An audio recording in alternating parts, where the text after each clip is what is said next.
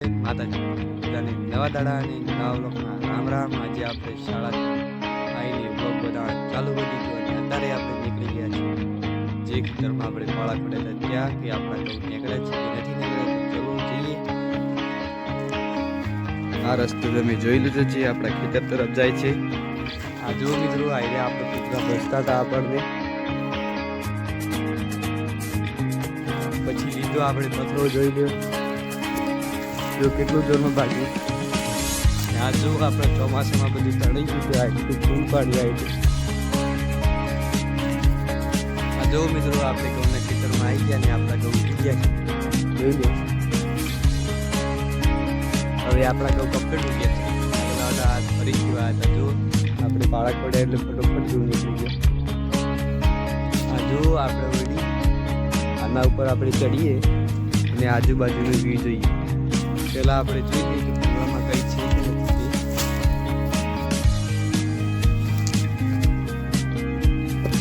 મિત્રો આપણે ઓળી ઉપર ચડી ગયા, જોઈ લો જો આજુબાજુનો વ્યૂ.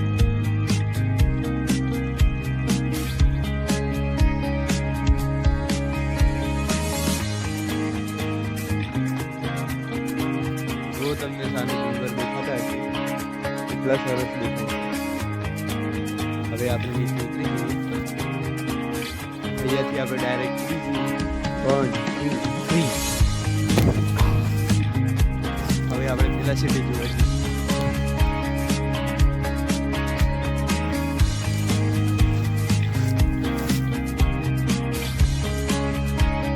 આ જો મિત્રો બટાકા કેટલા મોટા થઈ ગયા છે.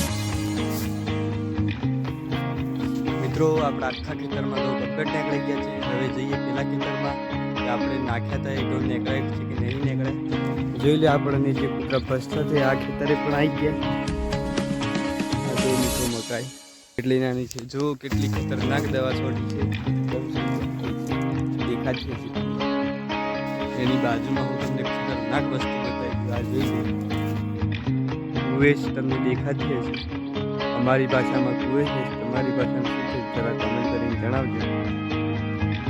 હોળિયા ઉપર પણ છે જો ત્યાં તો કમ્પ્લીટ દેખાતી નથી પણ અહીંયા કમ્પ્લીટ દેખાય છે. જો મિત્રો રોજના પગ ત્યાં આવીને રાત્રે વિષમો કરે છે.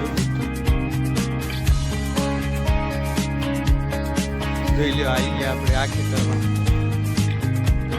આમાં આપણા ઘઉં ઘણા મોટા થઈ ગયા. મિત્રો આપણે આ આવા મસ્ત પાણી પીવું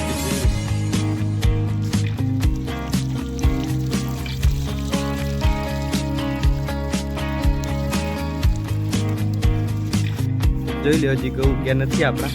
જોઈએ કે આગલા દિવસ વાયા હતા એ ઉગ્યા છે કે નહીં. આ જો મિત્રો આપણે આગળ વાયા હતા એ ઉગ્યા છે.